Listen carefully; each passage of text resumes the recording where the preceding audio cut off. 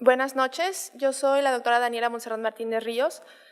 Como ya me habían presentado, soy médico adscrito del Hospital General Dr. Manuel G. González. No quisiera empezar sin antes agradecer al doctor Luis Alfonso Jáuregui por la invitación y la atención hacia mi persona, al personal del Hospital General Dr. Manuel G. González por su apoyo, al Hospital General de México por recibirnos y al público aquí presente. En esta ocasión vamos a empezar la sesión que tiene por título el siguiente: Predicción del riesgo en el paciente de alto riesgo quirúrgico, mitos y realidades, obesidad mórbida.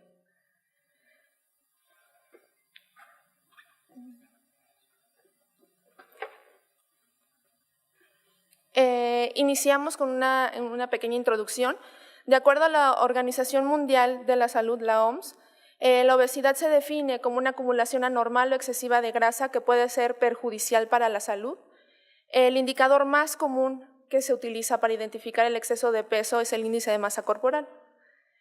Los criterios para definir obesidad, como ya conocemos, son un peso más de 100 libras, que corresponde a 45.35 kilogramos sobre un peso ideal. También se consideran obesos mórbidos aquellos pacientes que tienen un índice de masa corporal mayor o igual a 40 kilogramos sobre metro cuadrado, o aquellos pacientes que tienen un índice de masa corporal mayor o igual a 35 kilogramos sobre metro cuadrado, más la presencia de alguna comorbilidad, entre ellas la hipertensión y la diabetes. De acuerdo a la clasificación de obesidad proporcionada por la OMS, la obesidad se clasifica en tres grados. La obesidad grado 1 es a partir de un índice de masa corporal de 30 a 34.9. La obesidad grado 2 se considera con un índice de masa corporal de 35 a 39.9 y una obesidad grado 3 con un índice de masa corporal mayor o igual a 40. En cuanto al panorama mundial, la obesidad ha alcanzado proporciones epidémicas a nivel mundial. Se estima que de 1980 al 2008 se duplicó la cifra de obesos. En 1980, el 5% de los hombres mayores de 20 años eran obesos, el 8% de las mujeres mayores de 20 años eran obesos, y esta cifra se fue duplicando. Para el 2008, el 10% de los hombres mayores de 20 años se consideraban obesos y el 14% correspondía al género femenino. En total, aproximadamente correspondía a 500 millones de obesos en el 2008, y se estima que para el 2015 habrá 700 millones de obesos en el mundo. En cuanto al panorama en México, México ocupa el primer lugar en sobrepeso y en obesidad en la población infantil y ocupa el segundo lugar en la población de adultos. De acuerdo a los datos proporcionados por el ENSANUD del 2012, la prevalencia de sobrepeso y obesidad en adultos es del 71.3%. Eso corresponde a 48.6 millones de personas. El 32.4% de este porcentaje corresponde únicamente a pacientes obesos. 37.5% corresponde a pacientes del género femenino y el 26.8% son pacientes del género masculino. En cuanto a la categorización por estado, los estados que tienen una mayor prevalencia de obesidad se reportaron fueron Baja California Sur, Tabasco y Distrito Federal, y los que tienen menor prevalencia de obesidad son Chiapas, Oaxaca e Hidalgo.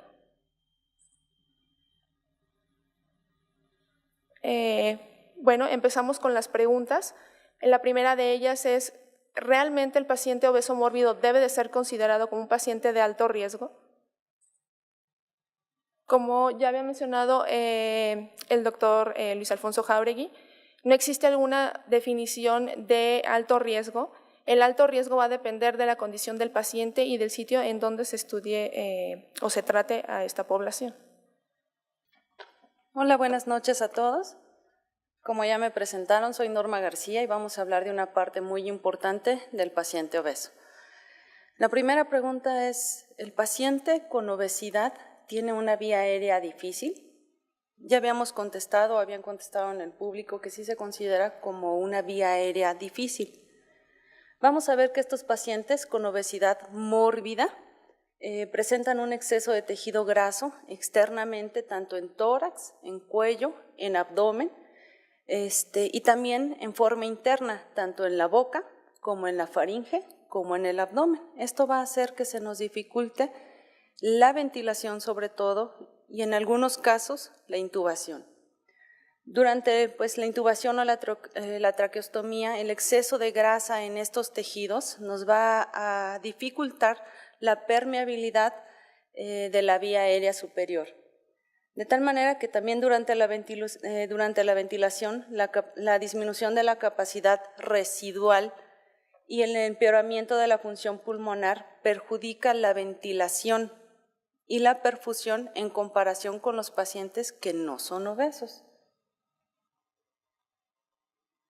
Bueno, el manejo de la vía aérea va a depender mucho de si tenemos un paciente que va a cirugía de urgencia o es un paciente que es programado. Otro punto importante es si el paciente tiene alguna otra comorbilidad o solo tiene per se la obesidad mórbida. De acuerdo a esto y a las manos en las que se encuentre este paciente, vamos a tener un paciente con dificultad para el manejo de la vía aérea o un paciente que no se nos dificulte la vía aérea. El único predictor que se ha reportado positivo para una intubación difícil es la circunferencia del cuello. Estamos acostumbrados a que el índice de masa corporal nos habla o nos han hablado mucho en diversos artículos o nuestros maestros de que por sí mismo puede ser predictor de una intubación difícil y no necesariamente es así.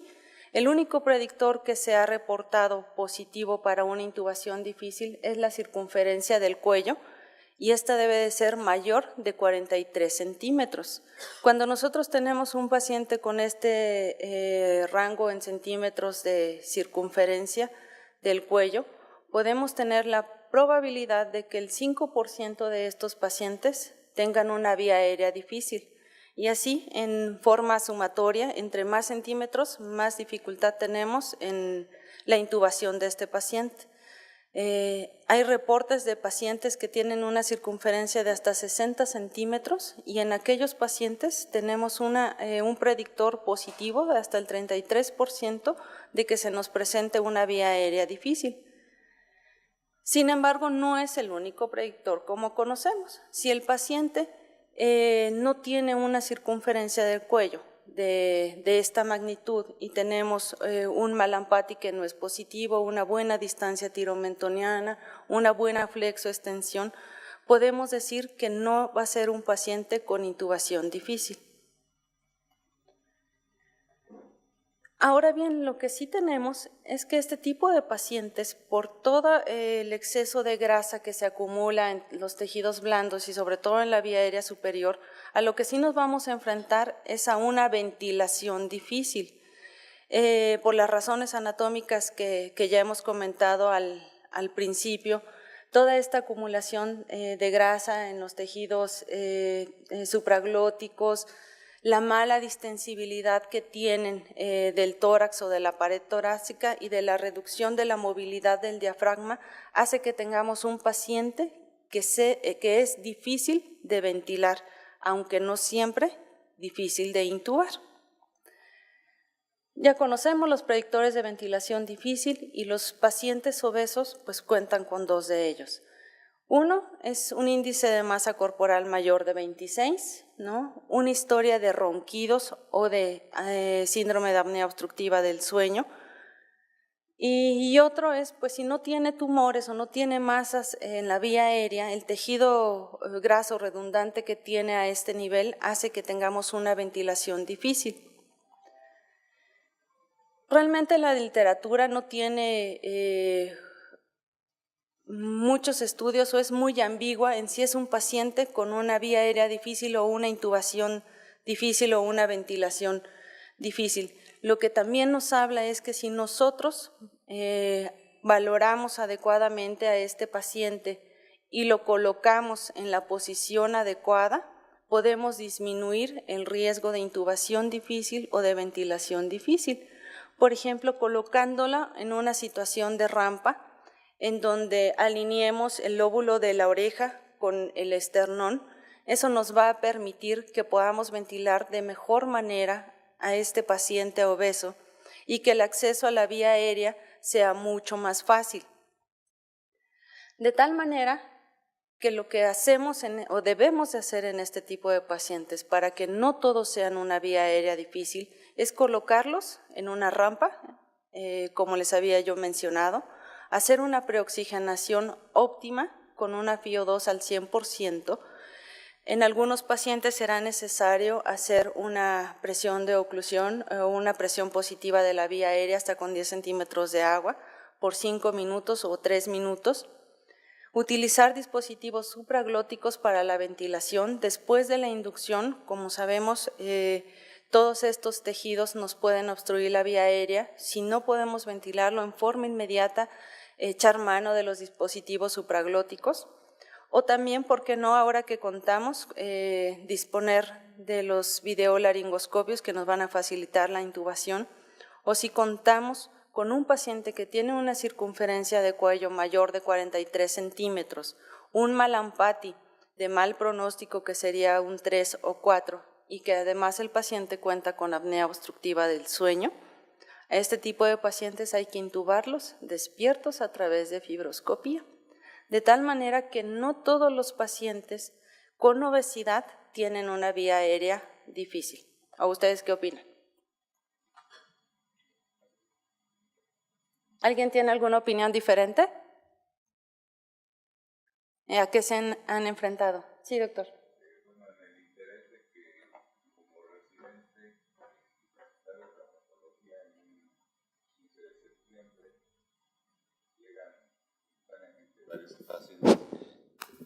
Que nos hacen pues que no tengamos laringoscopio en el momento para poder intubar al que está llegando, y llegando un paciente con herida por proyectil de arma de fuego, pues lo que pude hacer en ese momento fue la intubación digital, y que está descrita en algún artículo que acabo de encontrar por ahí en mi computadora.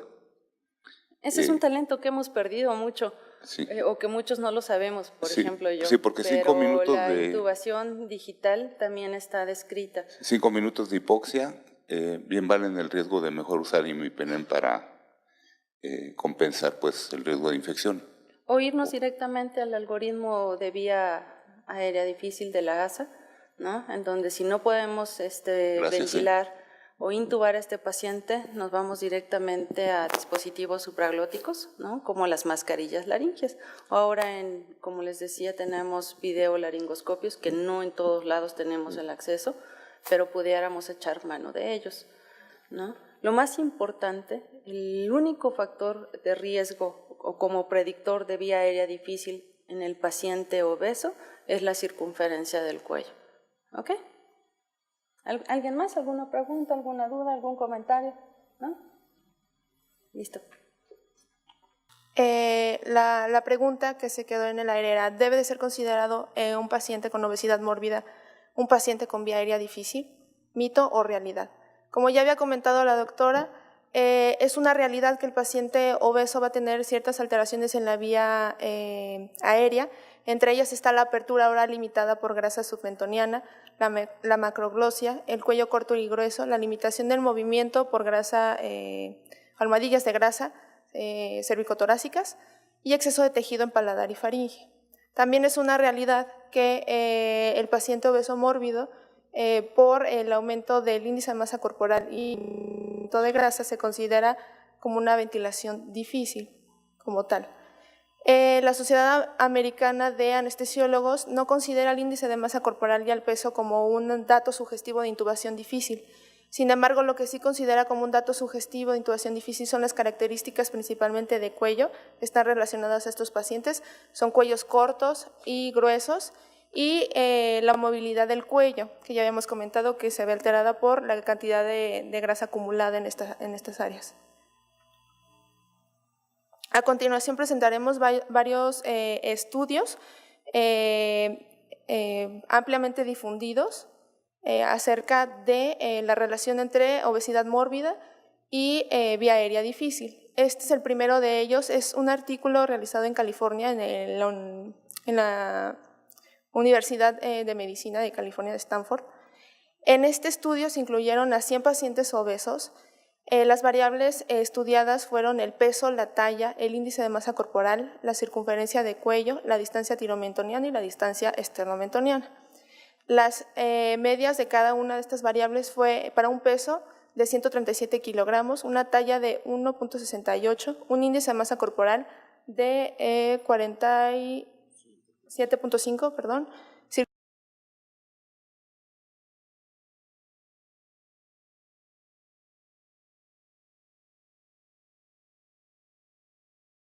de esta población, 97% de los 100 pacientes fueron intubados por residentes y 3 fueron intubados por un anestesiólogo experimentado.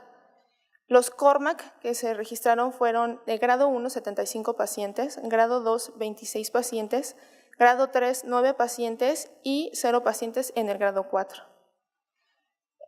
Para el número de intentos de intubación, al primer intento se intubaron en total 92 pacientes, el segundo intento fueron 5 pacientes y al tercer intento 2 pacientes. Se consideró una intubación fácil si la intubación se había realizado con menos de 3 intentos y el número total de pacientes que fueron con una intubación fácil fueron 99 de los 100. Únicamente uno se consideró una intubación problemática. Lo que concluyeron en este estudio es que la obesidad y el índice de masa corporal no se asociaban con una intubación problemática en pacientes con obesidad mórbida. Las variables que sí se relacionaban con una intubación problemática fueron el aumento de la circunferencia del cuello y la puntuación de Mallampati mayor o igual a 3. Sin embargo, a pesar de ser ampliamente difundido y ampliamente referenciado, hay que tomar en cuenta que este es un estudio de pronóstico. Los estudios de pronóstico necesitan 10 pacientes, en este caso se necesitarían 10 pacientes por cada variable estudiada. ¿A qué me refiero? Que se necesitarían, en este caso fueron las 6 variables involucradas en este estudio, se requerirían 60 pacientes con una vía aérea problemática para que los resultados fueran significativos. Las conclusiones que se obtuvieron acerca de la relación de una intubación difícil únicamente fueron pues con un paciente. El siguiente estudio igual es de la relación de obesidad mórbida con dificultad a la intubación. En este se incluyeron 263 pacientes, de los cuales 134 tenían un índice de masa corporal menor o igual a 30 kilogramos sobre metro cuadrado y 129 tenían un índice de masa corporal mayor a 35 kilogramos sobre metro cuadrado. Las variables en este caso fueron 5, fueron Mallampati modificado, el movimiento de cabeza y cuello, la apertura oral, la prominencia de los incisivos superiores y la microcnatia. Se utilizó una escala para valorar la intubación en el cual tomaron varios aspectos, el número de intentos, el número de alternativas, el número de personal que se involucró en la intubación principalmente. De acuerdo al puntaje que se obtuvo, se identificó como una intubación ideal si tenían 0 puntos, una dificultad ligera si tenían una puntuación de 1 a 5 y una dificultad moderada a mayor si está mayor a 5. En cuanto a los grupos, la incidencia de dificultad a la intubación en los pacientes que tenían un índice de masa corporal menor a 30, 83% que corresponde al 62.9% correspondían a una intubación ideal versus 43.3% de los pacientes que se encontraban con un índice de masa corporal mayor a 35. En cuanto a la clasificación de dificultad ligera, que correspondía a puntaje de 2 a 5, en el grupo de un índice de masa corporal menor a 30, el 35.8% correspondían a este grado, versus el 41.2%. Y en el grado 3 o dificultad moderada a mayor, el 2.2% de la población con un índice de masa corporal menor a 30%, estaban en este grado versus el 15.5%. La conclusión que obtuvieron es que, al igual que en el otro estudio, la obesidad y el índice de masa corporal no son factores de riesgo para una intubación difícil en los pacientes obesos, y que la variable que se relacionó con una intubación problemática fue un Mallampati grado 3 o 4. De hecho, en este estudio identifican a Mallampati con una sensibilidad de 85%, una especificidad del 62% y un valor predictivo del 29%, y que la incidencia de intubación difícil fue mayor en el grupo de obesos de 15.5% versus el 2.2%.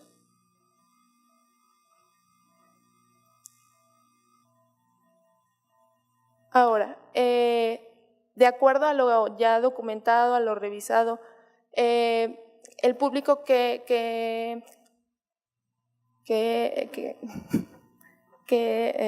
está de acuerdo con que la obesidad mórbida es una vía aérea difícil, podrían levantar sus tarjetitas si continúan con esa idea de que sí continúa con.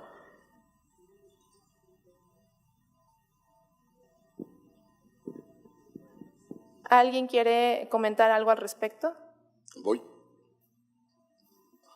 noche.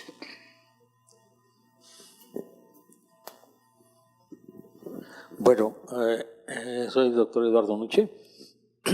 Todo paciente con obesidad mórbida se debe considerar una vía aérea difícil de entrada.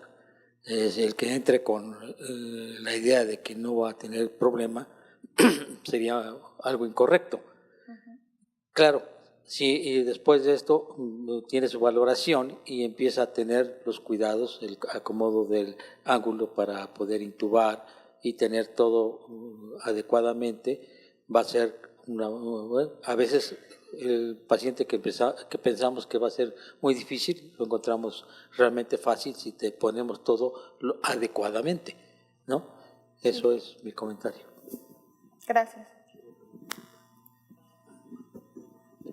Una cuestión de física, probablemente elemental o no, dependiendo también del estrés a que está sujeto el profesional que va a intubar, pudiera ser en el aspecto de la posición está en rampa, porque a veces si hacemos el análisis de distribución de masas de esta obesidad, masa que tiene en exceso el paciente con sobrepeso de este tipo, y pensamos, bueno, pues bastará un semifowler, porque, bueno, igual la condición no sea en una mesa de quirófano, sea en una sala de choque. Bueno, habría diferencia, ¿no?, entre usar el semifowler contra la rampa. Semifowler sería sentarlo un poco, es decir, inclinar solamente lo que es el tórax, el tronco. Sí, en cuanto a la posición, sí, hay varios estudios que se han comparado cuál es el mejor en este tipo de pacientes para mejorar la alineación principalmente de los ejes y pues de esta manera favorecer la laringoscopía, y en efecto la posición de rampa es una recomendación definitiva para este tipo de pacientes y el manejo de la vía aérea. La vía aérea difícil sí se presenta o se debe de considerar en pacientes obesos mórbidos. Las recomendaciones es obviamente prevenir, tener el material disponible, dispositivos supraglóticos para manejo de la vía aérea, considerar que el paciente se puede llegar a intubar con el uso de fibroscopios, obviamente sí, con el uso de anestesia regional, la posición del paciente, que ya habíamos comentado, la posición en rampa. No sé si alguien más quisiera comentar algo de la vía aérea en específico. En realidad, doctora, la variable obesidad no es el factor de riesgo, sino lo que realmente probaron los estudios era que la circunferencia del cuello y el Mallampati contenían mayor sensibilidad y especificidad. Y como usted lo dijo, creo que la debilidad en los estudios es el espectro de pacientes. Si tuviéramos tal vez una mayor cantidad de pacientes, vamos a tener los verdaderos valores de sensibilidad y especificidad. Pero con base a lo que nos demostró, la obesidad no es el factor de riesgo, sino las condiciones en las que los anestesiólogos nos presentamos ante un paciente con obesidad mórbida. La clave es la planeación, como usted lo decía en sus primeras presentaciones. Si nos presentamos esperando que no pase nada, sí va a pasar. Estos pacientes tienes que llevar ya un plan de manejo de a lo que te vas a enfrentar y sobre todo las estrategias para corregirlo. No estar esperando a ir reaccionando de acuerdo a lo que se va presentando. Gracias.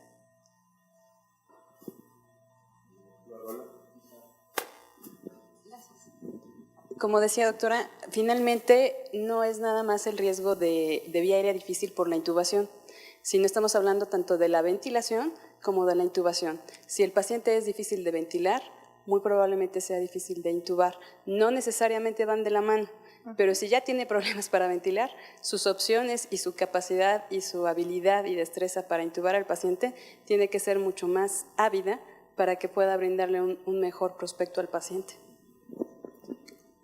Totalmente de acuerdo, gracias. Bueno, sabemos que la apnea obstructiva del sueño es un síndrome que está muy frecuentemente asociado al paciente obeso, pero no todos los pacientes obesos tienen apnea obstructiva del sueño. La apnea se presenta en un 75% de los pacientes, perdón, me equivoqué. Más bien, hasta en un 75% de los pacientes que tienen apnea obstructiva del sueño, ¿no?, son obesos, pero no todos los obesos tienen apnea obstructiva del sueño. Más o menos un 40% de los pacientes obesos va a presentar apnea obstructiva del sueño. Hay otro porcentaje también similar que presenta síndrome de hipoventilación del paciente obeso, que no es igual a apnea obstructiva del sueño.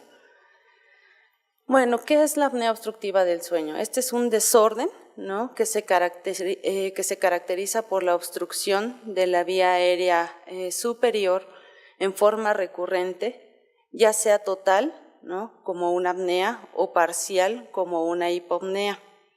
Y esto se presenta pues durante el sueño.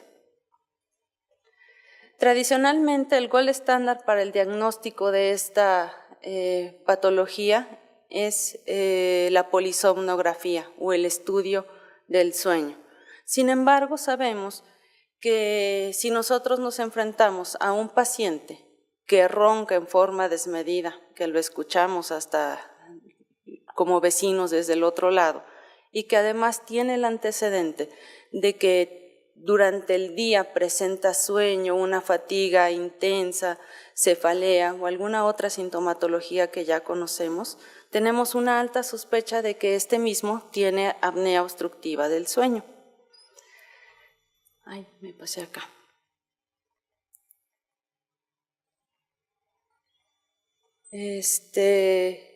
Ante esa sospecha, nosotros realizamos o mandamos realizar en muchas de las ocasiones la polisomnografía. ¿Qué es lo que nos va a analizar este estudio? La polisomnografía nos analiza unos datos importantes. Uno es el índice de apnea y hipopnea que se presenta durante el sueño, en donde es una sumatoria de estas dos por hora. De acuerdo a esto vamos a clasificar también la severidad. Vamos a tener que la apnea es vamos a tener definida como la ausencia de flujo de aire por más de 10 segundos y la hipoapnea, ¿no?, va a estar definida como la disminución del esfuerzo respiratorio con una desaturación de oxígeno de más del 4%. También hay otro índice que no es menos importante, que también se nos reporta en la polisomnografía, que es el disturbio respiratorio. ¿Esto a qué se refiere? Esto va a ser una suma de apneas, hipopneas y eventos respiratorios anormales por hora de sueño. Esto es lo que nos va a reportar la polisomnografía. De acuerdo a estos índices, nos va a hablar de la severidad de la misma. Si nosotros tenemos un índice de apnea y hipopnea entre 5 y 15 apneas o hipopneas por hora, vamos a tener que es un paciente que lo vamos a clasificar como una apnea del sueño leve.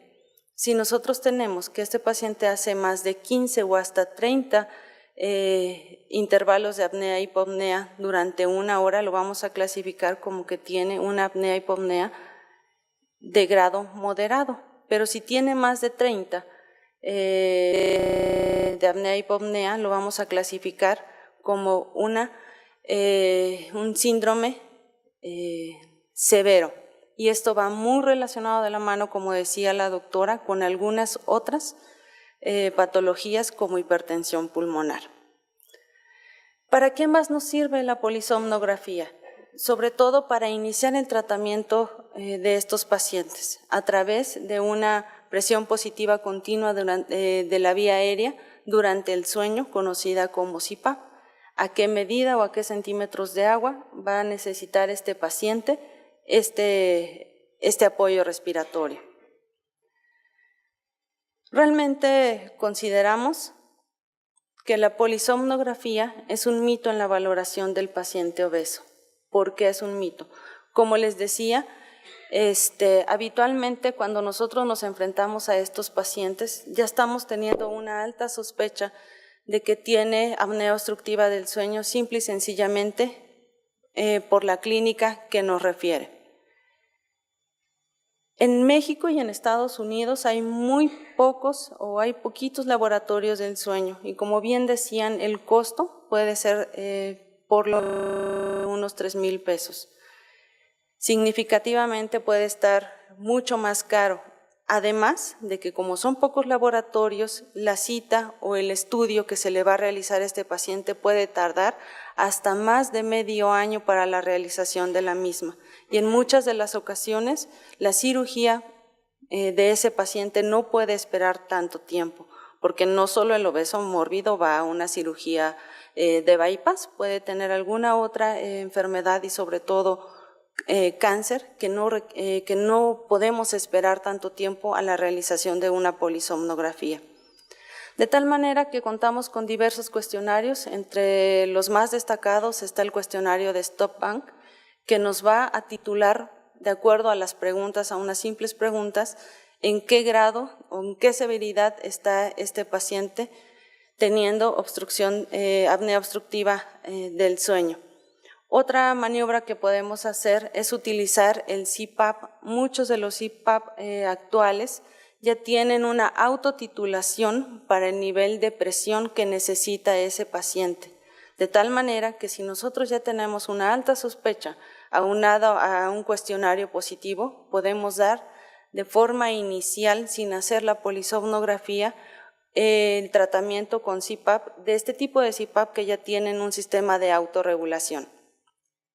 Este cuestionario, no sé si lo conocen o lo manejan durante la valoración preoperatoria, pero es un cuestionario que consta de 8 sencillas preguntas, en donde la respuesta es solo sí o no, o es positiva o es negativa. Y de acuerdo a esto se le va dando una calificación y una severidad del mismo padecimiento. Este cuestionario originalmente fue hecho para todos los pacientes que iban a cirugía, pero ahora también está funcionando para todos los pacientes que no solamente van a cirugía, sino para el manejo clínico de los mismos de forma inicial. Además, pues bueno, este cuestionario es algo económico y sencillo de hacer en la valoración preanestésica. Las preguntas son de acuerdo a las siglas del Stop Bank, en donde nos habla si el paciente ronca o no ronca. ¿Cómo vamos a saber qué tanto ronca? Pues su familia le ha referido que lo escucha a pesar de que su puerta está cerrada, ¿sí o no? Otra pregunta importante es, ¿usted está cansado? ¿No? Hacerle preguntas si a menudo se siente cansado, fatigado o con sueño durante el día, ¿sí o no? Si alguien lo ha observado que deja de respirar durante el sueño, ¿sí o no? Otra pregunta también importante es si el paciente toma o se conoce con hipertensión arterial, qué índice de masa corporal tiene, si es mayor de 35, sí o no, qué edad tiene, si es mayor de 50 años también es un factor de riesgo, ¿no? Si es hombre, tiene un factor de riesgo agregado, y el cuello, ¿qué circunferencia del cuello tiene? Si es mayor de 40, se califica como positivo. Cada una de estas preguntas nos va dando un valor. Si el cuestionario se calificó como 0, ¿no? De 0 A2 vamos a tener que es un paciente de bajo riesgo, ¿no?, para presentar síndrome de apnea obstructiva del sueño. De tal manera que ese paciente lo podemos pasar a cirugía con los cuidados o las medidas que habitualmente tomamos para todos nuestros pacientes. Si el paciente tuvo preguntas positivas entre 3 y 4, donde refirió que sí al cuestionario, ¿no?, vamos a tener que es un paciente de riesgo intermedio para tener apnea obstructiva del sueño. De tal manera que ese paciente lo podemos pasar sin mayores estudios o sin hacer una polisomnografía, con las precauciones perioperatorias necesarias para el manejo del paciente que ya conocemos o que está diagnosticado con una polisomnografía, ¿no?, con apnea obstructiva del sueño. O si no ha iniciado CPAP, podemos iniciarlo en forma inmediata, hasta 2 semanas de preferencia antes del procedimiento o la intervención quirúrgica. Sin embargo, si ese paciente da una respuesta de 5 a 8 preguntas en forma positiva, vamos a tener un paciente que es de alto riesgo para presentar apnea obstructiva del sueño. Este grupo de pacientes sí es necesario que se mande a una polisomnografía para ver la severidad o el índice de apnea y hipopnea que tiene el paciente en específico y sobre todo titularle el CPAP, ¿no?, en forma adecuada para someterlo a cirugía. Si es un paciente que va a una cirugía electiva, dependiendo del procedimiento que vaya, podemos darle el tiempo necesario para realizar el estudio. Sin embargo, si es un paciente que va a una cirugía de urgencias, así tengamos un cuestionario, ¿no?, positivo para todo, va a pasar con las medidas necesarias para proteger al paciente que tiene apnea obstructiva del sueño. Aquí tenemos que la calificación de 8 o todas las preguntas positivas nos da una probabilidad de presentar síndrome de apnea obstructiva del sueño hasta de un 81.9%, aunado a las comorbilidades que se llevan de la mano con una severidad de apnea obstructiva del sueño. ¿Alguna pregunta o duda? ¿Alguien realiza este cuestionario en la valoración preoperatoria? Es un cuestionario muy interesante, hay diversos cuestionarios, pero en forma sencilla y clínica podemos identificar a los 3 grupos de pacientes: al paciente que tiene un SAOS leve, moderado o severo, e identificar a aquellos que sí requieren una polisomnografía, de tal manera que no siempre es necesario mandar a estudio a este tipo de pacientes. Por ejemplo, en el paciente que nos refería la doctora, que no vi quién era, que va a una cirugía de mano,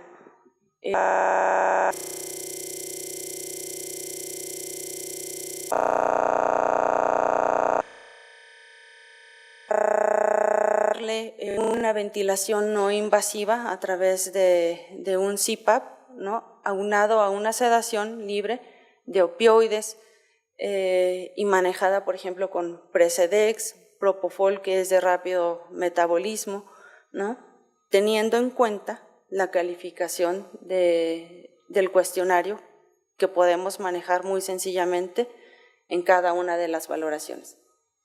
¿Alguien? ¿Alguna pregunta? ¿No? Listo. Doctora.